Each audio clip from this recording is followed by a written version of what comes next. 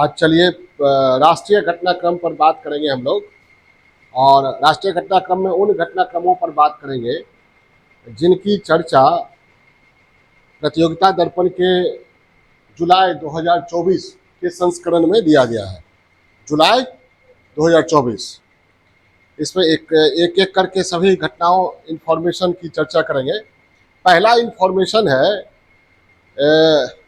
फिलिस्तीन और इजराइल युद्ध के बीच। फिलिस्तीन और इजराइल के बीच जो युद्ध चल रहा है उसमें एक भारतीय अधिकारी की मृत्यु हुई है। ये भारतीय अधिकारी संयुक्त राष्ट्र मिशन के तहत संयुक्त राष्ट्र के अधिकारी के रूप में गाजा में कार्य कर रहे थे। गाजा में वहाँ जानते हैं आप लोग किसका वर्चस्व है? हमास का। फिलिस्तीन की ओर से हमास इजराइल से अभी युद्ध कर रहा है और ये युद्ध कब से जारी है? पहला इंफॉर्मेशन हमास और इजराइल के बीच युद्ध से है। Hamas versus Israel. ये कब से जारी है? कब से जारी है? 7 अक्टूबर 2023 से जारी है और इसमें हजारों लोगों की मृत्यु हुई है। लेकिन संयुक्त राष्ट्र मिशन के किसी अधिकारी की पहली बार मृत्यु हुई है और उस अधिकारी का नाम क्या है? वैभव अनिल काले। वैभव अनिल काले। इनकी मृत्यु कब हुई है? कब हुई है? 13 मई 2024 को इजरायली हमले के ये शिकार हुए। ये वैभव अनिल काले क्या भारतीय मूल के हैं? भारतीय है और ये वहाँ क्या कर रहे थे? संयुक्त राष्ट्र के मिशन के तहत कार्य कर रहे थे। भारतीय सेना में रह चुके थे, रिटायर्ड कर्नल थे ये, ठीक है, भारतीय रिटायर्ड कर्नल। जहाँ कहीं भी युद्ध होता है ना दो देशों के बीच में या अशांति होती है, दंगे होते हैं, तो संयुक्त राष्ट्र संघ अपना मिशन भेजता है मानवीय सहायता के लिए, वहाँ फंसे हुए लोगों के की मानवीय सहायता के लिए। तो उस मिशन के तहत संयुक्त राष्ट्र संघ के नेतृत्व में झंडे तले बहुत सारे लोग जाते हैं। तो संयुक्त राष्ट्र मिशन के तहत ही वैभव अनिल काले भी गए हुए थे गाजा, वहाँ लोगों की मानवीय सहायता के लिए, लेकिन इजरायली हमले का शिकार हुए 13 मई 2024 को। इस तरह का ये पहला मामला है, मतलब इस युद्ध में ये पहला मामला है जब संयुक्त राष्ट्र मिशन के किसी अधिकारी की मृत्यु हुई है, कोई अधिकारी हताहत हुआ है। क्लियर है? अब ये इस जांच के आदेश दोनों के द्वारा दिए गए हैं। किसके किसके द्वारा? इजरायली गवर्नमेंट के द्वारा भी और संयुक्त राष्ट्र के द्वारा भी, यूनाइटेड नेशन के द्वारा भी जांच के आदेश दिए गए या जांच के लिए कमेटी गठित की गई है। वैभव अनिल काले किन परिस्थिति की मृत्यु या ये हताहत हुए हैं तो किन परिस्थितियों में हताहत हुए हैं, ये पहला इंफॉर्मेशन था। दूसरा इंफॉर्मेशन सीबीआई को जनरल कंसेंट से संबंधित है। सीबीआई को जनरल कंसेंट मतलब सामान्य अनुमति से संबंधित है। अब ये क्या है? सीबीआई का फुल फॉर्म क्या है? Central bureau of investigation. और जानते हैं सीबीआई महत्वपूर्ण आपराधिक मामलों की खोजबीन और जांच करने के लिए फेमस है। माना जाता है कि सीबीआई तह तक जाती है और आम लोगों का विश्वास सीबीआई में अभी भी काफ़ी मजबूत है कि सीबीआई जो जांच करेगी दूध का दूध पानी का पानी कर देगी, ऐसा लोग सोचते हैं। तो बहुत सारे मामले सीबीआई को दिए जाते हैं। सीबीआई उन मामलों के तह तक जाने का प्रयास करती है, ठीक है, बहुत सारे मामलों में पर्दा उठाने का प्रयास करती है, अपराधी को पकड़ने का प्रयास करती है। लेकिन ये सीबीआई काफ़ी विवादित संस्था आज़ादी के बाद जब सीबीआई का गठन हुआ, Delhi special police establishment act, Delhi special police establishment act के तहत सीबीआई का संचालन होता है। किसके तहत? Delhi special police establishment act 1946 के तहत सीबीआई का संचालन होता है। ठीक है, अब सीबीआई काम तो बहुत अच्छा करती थी, विश्वसनीय भी थी, लेकिन धीरे धीरे सीबीआई पर, सुनिएगा, सीबीआई पर यह आरोप लगने लगा कि सीबीआई जो है वह सत्ता पक्ष के पिंजरे की तोता है, पिंजरे के तोते की तरह। एक बार सुप्रीम कोर्ट ने भी टिप्पणी किया, सत्ता पक्ष जो कहना चाहता है सीबीआई वही बोलती है। तो सीबीआई पर आरोप लगने लगा, क्या? सत्ता पक्ष द्वारा सीबीआई का दुरुपयोग। क्या? सत्ता पक्ष द्वारा, सत्ता में चाहे कोई भी सरकार हो, सत्ता पक्ष द्वारा, सत्ता पक्ष मतलब क्या? केंद्र में सत्तारूढ़ पक्ष द्वारा दुरुपयोग, किसका? सीबीआई का। किस आधार पर? राजनीतिक आधार पर, यानी विपक्ष को तंग करना। ठीक है, कभी सीबीआई को कहा गया कि ये corrupt central bureau of investigation नहीं है, ये कांग्रेस ब्यूरो ऑफ इन्वेस्टिगेशन है। जब कांग्रेस केंद्र में सत्तारूढ़ थी तो विपक्ष वाले आरोप लगाते थे, क्या? ये कांग्रेस ब्यूरो ऑफ इन्वेस्टिगेशन है, यानी कांग्रेस इसका इस्तेमाल कर रही है विपक्ष को प्रताड़ित करने में। अब जब बीजेपी या एनडीए की गवर्नमेंट आई है, तब कांग्रेस वाले इस पर आरोप लगाते हैं कि ये सीबीआई नहीं बीबीआई है। क्या है? BBI, BJP bureau of investigation है, यानी दोनों के द्वारा आरोप लगाया जाता है। यानी जो भी विपक्ष में रहा उसने आरोप लगाया, क्या? सत्ता पक्ष द्वारा राजनीतिक आधार पर दुरुपयोग। क्लियर है? सत्ता पक्ष कहां? राज्य का या केंद्र का? केंद्र का, क्योंकि यह केंद्रीय एजेंसी है ये। क्लियर है? ये क्लियर हो गया ना कि ये Delhi special police establishment act 1940 के तहत संचालन होता है, और इस पर आरोप लगने लगे, किसका? सत्ता पक्ष द्वारा दुरुपयोग, राजनीतिक आधार पर आरोप लगने लगा। तो जब आरोप लगने लगा, सुनिएगा, तो जनरली गौर से सुनिएगा, सीबीआई को किसी भी मामले में किसी भी राज्य में जांच करने की अनुमति रहती है। ठीक है, बिना सरकार से अनुमति लेके, मतलब जनरली अनुमति रहती है। और लेकिन जब केंद्र में जो जिस पार्टी की सरकार है, उसी पार्टी की सरकार अगर राज्य में नहीं है, तो केंद्र और राज्य के बीच तनाव होगा। तो सीबीआई जब राज्य में जाएगी जांच के लिए, तो राज्य सरकार उसे जांच से रोक सकती है, क्योंकि राज्य सरकार के मन में क्या होगा, ये केंद्र के एजेंट के रूप में कार्य करेगा, मेरे यहाँ मेरे विरुद्ध सबूत को इकट्ठा करेगा। समझ आई बात? इसी भावना से पिछले दिनों कई राज्यों ने, जैसे बंगाल, पंजाब में अभी है ना एनडीए की गवर्नमेंट नहीं है ना, तो जहां जहां एनडीए की गवर्नमेंट नहीं है, लगभग 10 राज्यों ने अनुमति वापस ले लिया था। 10 राज्यों ने, ठीक है, जिसमें छत्तीसगढ़ में बीजेपी की सरकार जब आ गई तो उसने अनुमति दे दिया, तो बच गया कितना? 9 स्टेट। 9 स्टेट ने कहा कि आप हमसे बिना अनुमति लिए कोई जांच नहीं कर सकते हैं हमारे यहाँ। समझ आई बात? जनरल कंसेंट वापस लेने का मतलब क्या हुआ कि किसी भी मामले की जांच के लिए राज्य सरकार से अनुमति लेनी जरूरी है, जरूरी कर दिया। तो कितने राज्य अभी ऐसे हैं? क्यों जरूरी कर दिया, समझ गए ना? क्योंकि सीबीआई पर आरोप लगने लगा, किस बात का? सत्ता पक्ष के आधार पर राजनीतिक पक्षपात का। ठीक है, तो 9 राज्यों ने अनुमति वापस ले ली है। कौन कौन? बंगाल और झारखंड, तमिलनाडु, मेघालय, मिजोरम, राजस्थान और पंजाब, और 2 और है, केरल, तेलंगाना। केरल, तेलंगाना ने क्या किया है? जनरल कंसेंट वापस ले लिया। अब इसमें इन सभी राज्यों में किसकी सरकार है? गैर NDA, non BJP, non NDA सरकार है। अब एक राज्य ऐसा है जहां जनरल कंसेंट मिल सकता है सीबीआई को, बताइए। एक राज्य इसमें ऐसा है जहां जनरल कंसेंट मिल सकता है सीबीआई को। तेलंगाना में किसकी सरकार है? राजस्थान में किसकी सरकार है? आई है बीजेपी की। अब पहले किसकी थी? कांग्रेस की, इसलिए जनरल कंसेंट वो वापस लिया था। लेकिन अब जब बन गई तो वापस ये जनरल कंसेंट सीबीआई को यहां मिल सकता है। तब कितने राज्य बच जाएंगे? 8। अभी कितने हैं? 9। क्लियर है? सारा विजन क्लियर कर दिया ना। तो इस तरह राज्य सरकार की अनुमति के बाद ही, इन 9 राज्यों में राज्य सरकार की अनुमति के बाद ही सीबीआई किसी मामले की जांच वहां कर सकती है।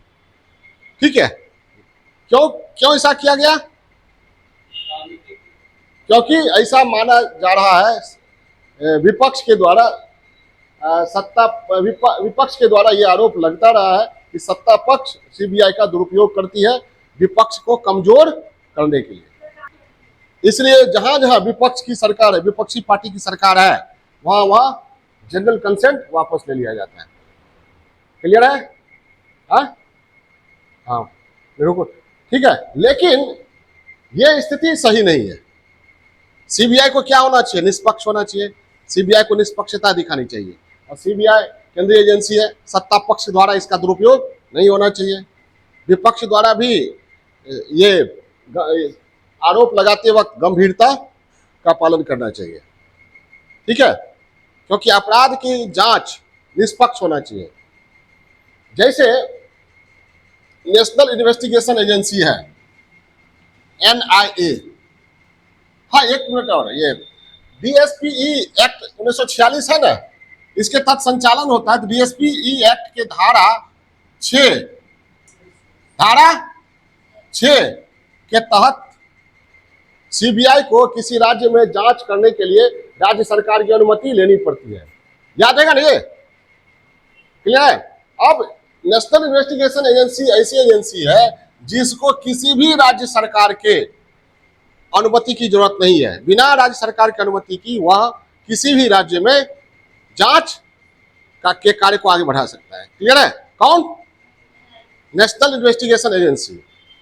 किस मामले में? जैसे आतंकवाद हो, उग्रवाद हो, धोखाधड़ी हो, जाली करेंसी, ये मादक पदार्थों का व्यापार, देश की राष्ट्रीय एकता अखंडता और को चुनौती देने वाले अपराध हो, उस मामले में एनआईए क्या कर सकती है? बिना राज्य सरकार की अनुमति के जांच कर सकती है।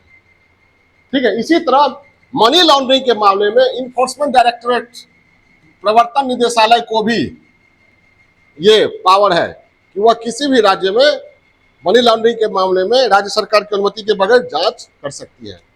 अब मांग ये हो रही है इंटेलेक्चुअल्स के द्वारा, देश के बुद्धिजीवियों के द्वारा, कि सीबीआई को भी ये अधिकार मिलना चाहिए, इस तरह का राइट होना मिलना चाहिए। और इस तरह के राइट सीबीआई को मिले, इसके लिए क्या करना पड़ेगा? डीएसपी एक्ट में संशोधन करना पड़ेगा। सारा पहलू समझ गए? एनआईए, ईडी और सीबीआई में क्या अंतर हो गया? यहां पर एनआईए, ईडी किसी भी राज्य में बगैर राज्य सरकार की अनुमति की जांच कर सकती है, सीबीआई नहीं कर सकती है। ठीक है? क्लियर हो गया? चलिए, तीसरा इंफॉर्मेशन पेज 11 पर दिया गया है, वो डीआरडीओ से है। कहां से है? डीआरडीओ ने हाल के दिनों में स्मार्ट प्रणाली का विकास किया है। स्मार्ट प्रणाली क्या है वो हम देखते हैं, पहले वो समझते हैं, तब इंफॉर्मेशन का एनालिसिस करेंगे।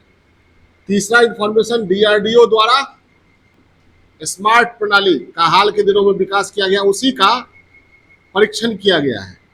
स्मार्ट प्रणाली क्या हो गया? सुपरसोनिक, क्या? Supersonic missile assisted release of torpedo. इसकी गति कितनी है? सुपरसोनिक। सुपरसोनिक बताए ना, ध्वनि की गति से तेज, सुपरसोनिक हो गया। 2 गुना, 3 गुना, 5 गुना हो गया अगर तो हाइपरसोनिक। सबसोनिक जो ध्वनि की गति से कम होती है। तो ये कौन सी है? Supersonic missile assisted release of torpedo. इस मिसाइल में पे लोड के रूप में टॉर्पीडो होगा। क्या होगा? टॉर्पीडो। ठीक है? टॉर्पीडो एक मछली होती है जो इलेक्ट्रिक करंट छोड़ती है अपने शरीर से, जानते होंगे। टॉर्पीडो समझ गए? और ये है क्या? टॉर्पीडो है इसमें लगा हुआ। टॉर्पीडो का समुद्री मछली है, यानी पानी के नीचे जो पनडुब्बी, अगर दुश्मन देश की पनडुब्बी है तो उसको टारगेट करके ये स्मार्ट प्रणाली के द्वारा उसको ध्वस्त किया जा सकता है। किसके द्वारा? ये समझ गए? ये क्या है? पनडुब्बी रोधी, पनडुब्बी रोधी प्रणाली है। रोधी समझ गए ना? पनडुब्बी को, दुश्मन देश के पनडुब्बी को नष्ट करने वाली प्रणाली। क्लियर है? समझ में आ रही बात? सुपरसोनिक मिसाइल होगा, जो लगा होगा, जिसमें लगा होगा क्या? टॉर्पीडो। और इंफॉर्मेशन जो दिया गया है, उस इंफॉर्मेशन के तहत ये जो है 643 प्लस 20 किलोमीटर तक मारक क्षमता इसकी होगी। मारक क्षमता आप लोग को डिफेंस में पढ़ा है ना कि किसी मिसाइल सिस्टम का देखा जाता है मारक क्षमता कितनी है और उसकी गति कितनी है। तो गति क्या है इसकी? सुपरसोनिक ध्वनि की गति से 2 से 3 गुना ज्यादा है। और मारक क्षमता क्या है? 643 प्लस 20 किलोमीटर तक मारक क्षमता। अब आपको लगे सर ये प्लस क्यों दिया हुआ है? इंफॉर्मेशन जो दिया गया उस हिसाब से 643 किलोमीटर तक ये मिसाइल जाएगा। 643 किलोमीटर तक मिसाइल जाएगा, मिसाइल तक जाएगा। और उसके बाद 20 किलोमीटर कौन जाएगा?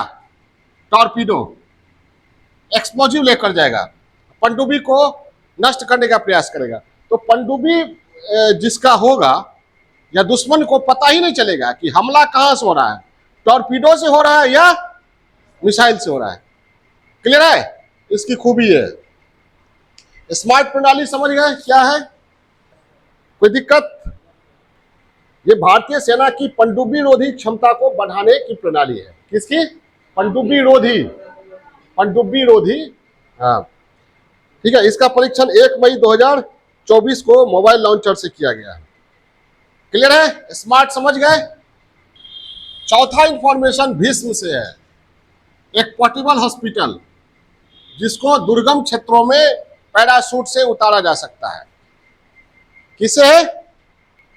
भीष्म पोर्टेबल हॉस्पिटल से है। BHISHM, Bhishma, BHISHM।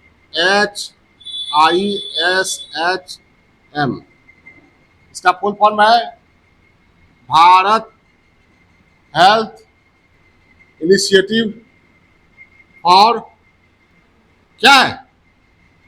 सहयोग और हित और मैत्री, यही ना है? सहयोग, हित और मैत्री। ये है क्या? विश्व पोर्टेबल हॉस्पिटल है। क्या है? Portable hospital. किसके द्वारा तैयार किया गया है? संयुक्त प्रयास है। किसका किसका? स्वास्थ्य मंत्रालय और रक्षा मंत्रालय का। हित मतलब भलाई, सहयोग मतलब सहयोग, मैत्री मतलब मित्रता, और रक्षा मंत्रालय के द्वारा तैयार किया गया है। अरे दोनों की मिलकर तैयार किया है। विश्व ये पोर्टेबल हॉस्पिटल है। ये है कि दूर दराज दुर्गम क्षेत्र, पहाड़ी, रेगिस्तानी, बाढ़ में फंसा हुआ क्षेत्र है, दुर्गम क्षेत्र में इस हॉस्पिटल को पैराशूट, क्या पैराशूट के द्वारा उतारा जा सकता है। और इसका परीक्षण भी हुआ और इसमें ब्लड टेस्ट, ठीक है, वेंटिलेटर, ऑपरेशन थिएटर, ये इत्यादि रहेगा। इससे गोली लगने, हड्डी के फ्रैक्चर होने वगैरह वगैरह का इलाज किया जा सकेगा। और युद्ध हो रहा है, दुर्गम क्षेत्रों में पैराशूट के द्वारा उतारा जाएगा। दुर्गम क्षेत्र या युद्धग्रस्त क्षेत्र, जहाँ दुर्गम क्षेत्र है ना, कोई प्राकृतिक आपदा आ गया, वो हॉस्पिटल नहीं है, तत्काल हॉस्पिटल की जरूरत है, तो ये पैराशूट से इस पोर्टेबल हॉस्पिटल को उतार दिया जाएगा। इसमें सारी सुविधा होगी, ऑपरेशन थिएटर होगा, वेंटिलेटर होगा, ब्लड टेस्ट की सुविधा होगी, सब कुछ होगा। ठीक है। तो ये भीष्म जो है ये पोर्टेबल हॉस्पिटल है, इसको राम मंदिर के शिलान्यास के समय, अयोध्या शिलान्यास करते, सॉरी, प्राण प्रतिष्ठा जो हुआ था 22 जनवरी को, उस समय इसका 2 यूनिट वहां पर रखा गया था।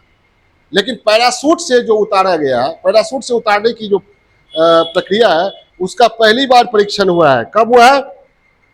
कब हुआ है? देखिए 14 मई को। ठीक है, पैराशूट की सहायता से भीष्म को जमीन पर उतारने का 14 मई को परीक्षण किया गया। ये पहला ये था। कब किया गया? 14 मई 2024 को। भीष्म समझ गए ना? पांचवा इंफॉर्मेशन वही है, टीबी उन्मूलन के लिए बीसीजी का टीका जो है, ये जो सब लोग जानते हैं ना, टीका लगाने का अभियान और बढ़ाया गया है ताकि टीबी उन्मूलन हो सके। पहले वृद्ध लोगों को टारगेट किया जाता था, अब युवाओं को भी टारगेट किया जा रहा है, और कोई विशेष इसमें इंफॉर्मेशन नहीं है। छठा इंफॉर्मेशन थोड़ा महत्वपूर्ण है। छठा इंफॉर्मेशन जो है वो अंतरिक्ष यात्री से है। भारत का पहला अंतरिक्ष पर्यटक बने हैं गोपीचंद थोटाकुरा, भारत के पहले अंतरिक्ष पर्यटक। छठा जो है उदाहरण, ये इंफॉर्मेशन वो अंतरिक्ष पर्यटन से है। किससे है? अंतरिक्ष पर्यटन। और ये कहाँ? भारत के पहले अंतरिक्ष पर्यटक कौन बने हैं? अंतरिक्ष पर्यटक गोपीचंद थोटाकुरा। ये अंतरिक्ष में गए और कितने दिनों तक, देर तक अंतरिक्ष में रहे? 11 मिनट तक अंतरिक्ष में रहे। भारहीनता का अनुभव किया।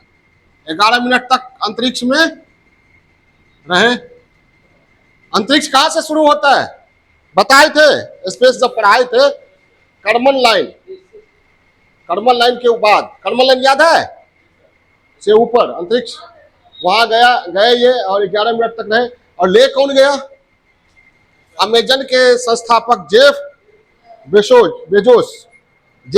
बेजोस की एक और कंपनी है ब्लू ओरिजिन। क्या है?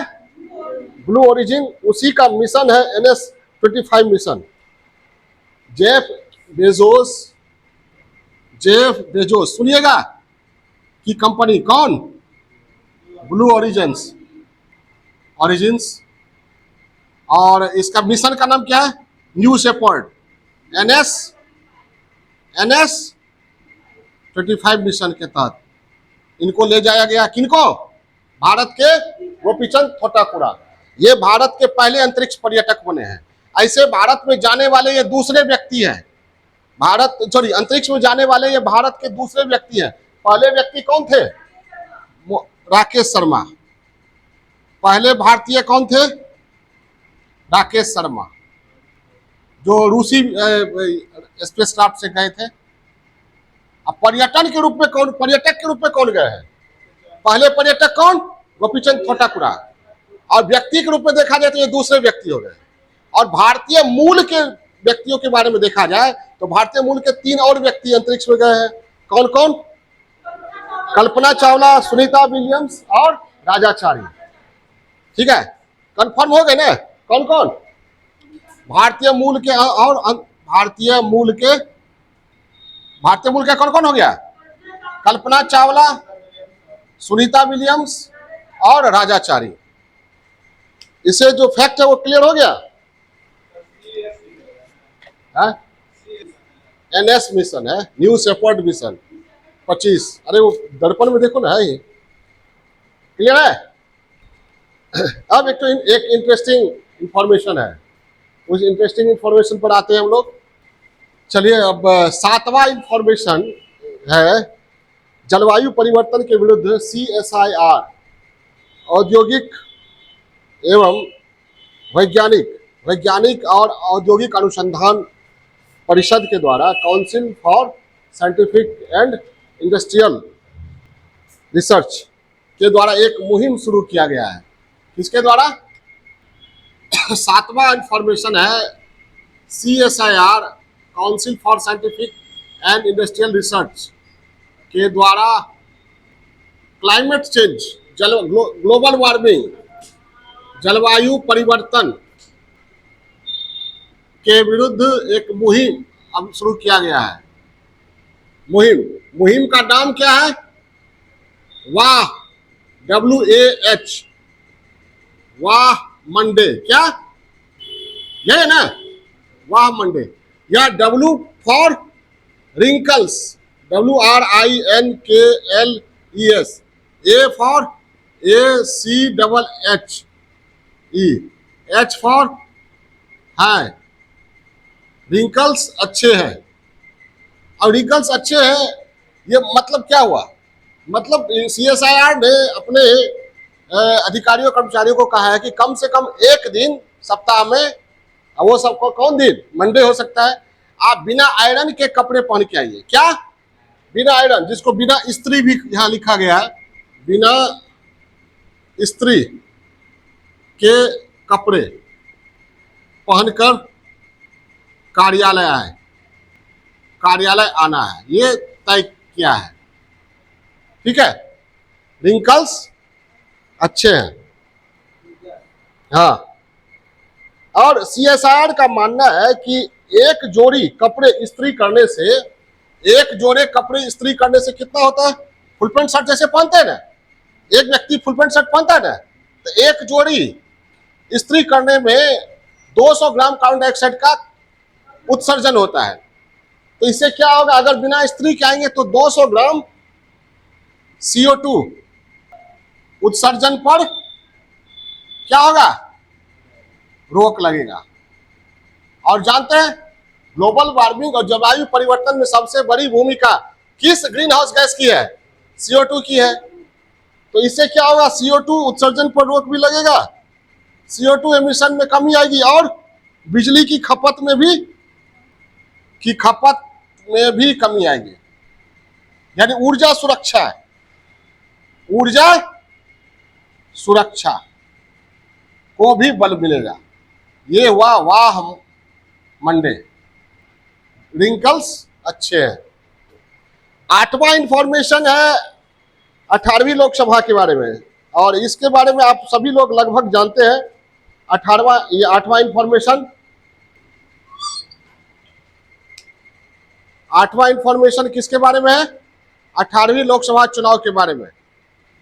8वां इंफॉर्मेशन 18वीं लोकसभा चुनाव के बारे में है, और इसमें आप सभी लोग, अब ये चुनाव परिणाम भी आ चुके हैं, सभी लोग जानते हैं। और ये कब से कब तक चला? 19 अप्रैल से 1 जून तक, 19 अप्रैल से 1 जून तक, 1 जून 2024 तक ये चुनाव चलता रहा। कितने चरण में? 7 चरणों में। इसमें सबसे बड़ी पार्टी बनकर कौन उभरी? बीजेपी। और बीजेपी और उसके नेतृत्व में जो राष्ट्रीय जनतांत्रिक गठबंधन है, वो क्या हुई है? सत्तारूढ़ हुई है। बीजेपी को कितना मिला है? 240, अब प्लस बीजेपी को 240 मिला है, और उसके सहयोगी जो और है उनको कितना मिला? सहयोगी दल को कितना मिला है? यहाँ है ना, टोटल 293 है ना, टोटल कितना है? 293। टोटल एनडीए को कितना है? 293। बीजेपी को कितना है? 240। तो सहयोगी दल को कितना मिला? 53, 92। सहयोगी दल कितना मिला? 53। यानी एनडीए को टोटल कितना है? 293। इसे सहयोगी दल में सबसे बड़े दल कौन बनकर उभरे हैं? सहयोगी दल। एनडीए में कांग्रेस कहा जाए, एनडीए में बीजेपी और सहयोगी दल। तेलुगु देशम, कितना इनको सीट है तेलुगु देशम को? टीडीपी चंद्रबाबू नायडू का कितना? 16। उसका बिहार से है जदयू, इसको कितना? 12। और बिहार से और लोक जनशक्ति पार्टी रामविलास, एलजेपी रामविलास, उनको कितना मिला है? 5। हम है हिंदुस्तान आवाम मोर्चा, जीतन राम जी कितना? 1। ये बिहार का आंकड़ा। और इधर कौन है? India, Indian National Development and Inclusive Alliance, INDI गठबंधन में सबसे बड़ा दल कौन बना है? Congress, 99 seat. Indian National Congress को 99 सीट मिला है, इंडियन नेशनल कांग्रेस को 99। और इंडिया को कितना मिला है? टोटल 234। इंडियन नेशनल कांग्रेस को कितना मिला? इंडियन नेशनल कांग्रेस का रहे 99, और इंडी गठबंधन को 234 मिला है। ठीक है। इंडियन नेशनल कांग्रेस को 99। और सबसे बड़ा सहयोगी दल कौन है कांग्रेस के साथ? समाजवादी पार्टी को कितना मिला है? 37। सपा को 37 मिला। बिहार से जो राजद था इसके साथ उनको कितना मिला है? 4 मिला है। 5 में 5 तो इसको मिला है, एलजेपी को। सबसे बहुत महत्वपूर्ण उपलब्धि इसको एलजेपी को मिला है। 5 में 5, 100% सफलता है। ठीक है। हाँ, अब ये 234 है। अब यहाँ पर देखिए कि थोड़ा सा हम ये एनालिसिस करते हैं। 234 है और मैजिक आंकड़ा कितना है बहुमत का? मैजिक नंबर कितना? 272। 272 पाने के लिए, मैजिक नंबर लाने के लिए इंडिया को कितना चाहिए? इंडी गठबंधन को कितना चाहिए? 38 चाहिए ना। और बीजेपी को कितना चाहिए? 32। तो कह सकते हैं कि इंडी गठबंधन एनडीए को कभी भी क्या कर सकती है? अस्थिर कर सकती है ना। ये बीजेपी के जो सहयोगी दल है उनको क्या प्रलोभन दे करके, समझ में आ रही बात? तो ये कह सकते हैं कि किसी भी गठबंधन को जो ये मजबूत बहुमत है जो उसको हिला नहीं सके, ऐसी स्थिति इस बार नहीं है। मध्यावधि चुनाव भी की भी संभावना हो सकती है। साझा सरकार तो बना ही है। और प्रधानमंत्री की स्थिति इस बार मजबूत हुई है कि कमजोर हुई है? कमजोर हुई है। क्यों? क्योंकि बीजेपी को अकेले बहुमत नहीं है, 32 दूर है। सब तो छोड़ दे, इधर चले आए तो नहीं समझे। तो जो प्रधानमंत्री है इस बार कमजोर स्थिति में होंगे। हाँ, ठीक है। ये कैबिनेट गवर्नमेंट, जो कैबिनेट सरकार कहते हैं, वो स्थिति इस बार बनती दिख रही है।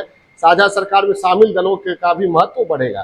पहले क्या था, महत्व कम हो गया था। बीजेपी अकेले बहुमत ले आई थी। ठीक है।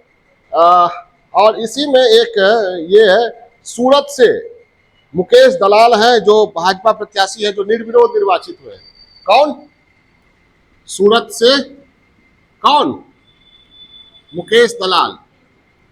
ये भाजपा प्रत्याशी है और क्या हुए?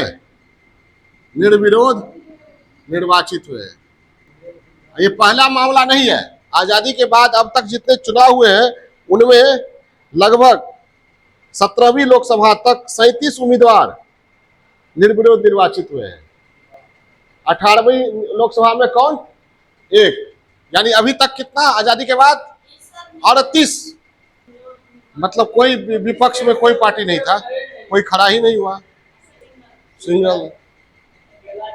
ठीक है, निर्विरोध निर्वाचित हो गए। क्लियर है? ये 18वीं लोकसभा में हुआ है।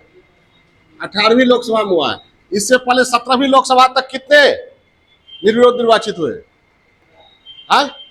37 प्लस इस बार 1, 38 तो। ठीक है। अब ये 18वीं लोकसभा में चुनाव में एक कुछ महत्वपूर्ण तथ्य दिया गया है, पेज नंबर 14 पे है। पहला पॉइंट क्या है? भाजपा के मुकेश दलाल 18वीं लोकसभा में निर्विरोध निर्वाचित हुए। दूसरा पॉइंट क्या है? पुष्पेंद्र सरोज हैं जो 18वीं लोकसभा के सबसे युवा सांसद हैं। 25 वर्ष 3 माह उनकी आयु है। पुष्पेंद्र सरोज दूसरा पॉइंट में है ना। किस पार्टी से है ये? समाजवादी पार्टी से।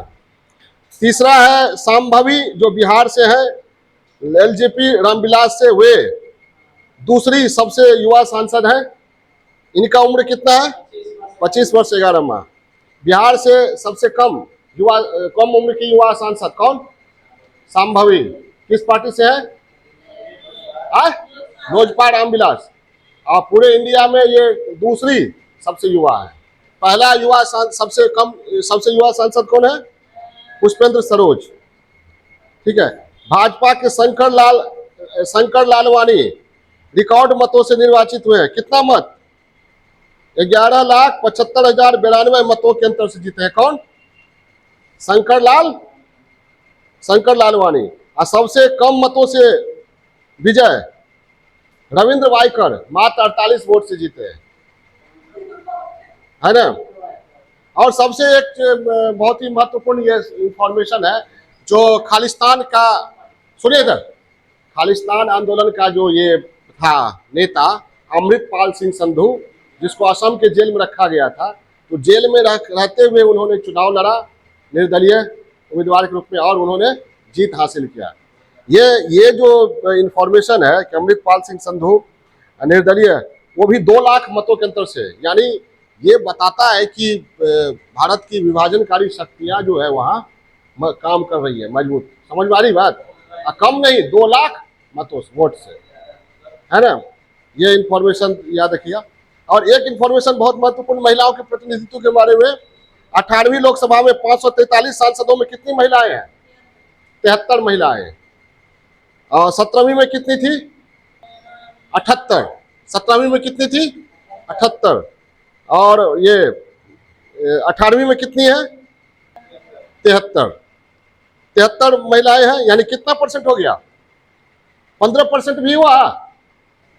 545 है ना, 543 में 73, 15% भी नहीं ना हुआ, नहीं हुआ। यानी स्थिति ठीक नहीं है महिलाओं के प्रतिनिधित्व के मामले में। ठीक है, ये आप वहां पर ये नारी शक्ति वंदन अधिनियम में लिख सकते हैं क्यों लाया गया, लाना जरूरी था, क्योंकि अभी भी आधी आबादी को 15% प्रतिनिधित्व भी नहीं मिल पाया है। ठीक है। और ये केंद्रीय मंत्री वीरेंद्र कुमार 8वीं बार लोकसभा के लिए निर्वाचित हुए, वही केंद्रीय मंत्री पंकज चौधरी 7वीं बार लोकसभा में पहुंचे। और एक तो इंफॉर्मेशन और है कि ये जवाहरलाल नेहरू के बाद प्रधानमंत्री नरेंद्र मोदी लगातार 3री बार प्रधानमंत्री बने हैं। जवाहरलाल नेहरू को जोड़ लिया जाए तो ये दूसरे प्रधानमंत्री हैं जो लगातार 3री बार प्रधानमंत्री बने हैं, और जवाहरलाल नेहरू को छोड़ दिया जाए तो ये पहले, जवाहरलाल नेहरू के बाद पहले प्रधानमंत्री हैं, मतलब जवाहरलाल नेहरू के बाद पहले प्रधानमंत्री है जिन्होंने 3 बार लगातार प्रधानमंत्री पद पाया है। अब है ये इंफॉर्मेशन है राज्यों से। राज्यों में ज्यादा ये देखना नहीं है, केवल देख लेना है कि कौन सी पार्टी जीती है और मुख्यमंत्री कौन बने हैं। क्लियर है? सबसे पहले किस राज्य से है? नवा इंफॉर्मेशन आंध्र प्रदेश, उड़ीसा, सिक्किम और अरुणाचल प्रदेश से है। तो सबसे पहले आंध्र प्रदेश में देखते हैं। सबसे पहले यहाँ अरुणाचल प्रदेश दिया हुआ है। नवा इंफॉर्मेशन है राज्यों से विधानसभा चुनाव, राज्यों के विधानसभा चुनाव से। इसमें अरुणाचल प्रदेश में कौन जीते हैं? अरे पार्टी, सीएम कौन बने? पेमा खांडू। और किस पार्टी से है ये? बीजेपी से है। दिया तो है स्पष्ट। बीजेपी को कितना बहुमत मिला है? कितना मिला है? 46 मिला है। 60 में से 46 मिला है। किस पार्टी से है ये सीएम? बीजेपी। कितना मिला इनको? 46 आउट ऑफ 60। दूसरा राज्य है सिक्किम में मुख्यमंत्री दूसरी बार लगातार बने हैं प्रेम सिंह तमांग। कौन? प्रेम सिंह तमांग। और ये सिक्किम क्रांतिकारी मोर्चा से है। सिक्किम क्रांतिकारी मोर्चा, प्रेम सिंह तमांग, सिक्किम क्रांतिकारी मोर्चा इनकी पार्टी है। अब देखिए इधर, ज्यादा हंसिए और नहीं। तीसरा आंध्र प्रदेश, ये तो स्पष्ट है, चंद्रबाबू नायडू ने भारी सफलता प्राप्त किया है। 175 में 135 सीट मिला इसको, है ना। कौन बने मुख्यमंत्री? क्लियर है? चंद्रबाबू नायडू। आंध्र प्रदेश सीएम बने हैं चंद्रबाबू नायडू। ठीक है। कौन पार्टी से है? तेलुगु देशम पार्टी। इनको भारी बहुमत मिला है, 135 मिला है। कितने में? 175 में। चौथा है ये ओडिशा में बहुमत किसको मिला है? बीजेपी को। और बीजेपी के सीएम कौन बने हैं? ये हाल ही में इस मैगजीन में नहीं दिया गया है, लेकिन बन गए मोहन चरण मांझी। मोहन इस मैगजीन में नहीं दिया गया है, पहले ही छप गया होगा, मोहन चरण मांझी ओडिशा के सीएम बने। इससे पहले कौन थे? नवीन पटनायक, बहुत दिनों तक रहे। मोहन चरण मांझी ओडिशा के सीएम बने हैं। इसी के साथ राष्ट्रीय घटनाक्रम को हम विराम देते हैं, ठीक है, इस क्लास के लिए। नेक्स्ट क्लास अंतर्राष्ट्रीय घटनाक्रम। ओके।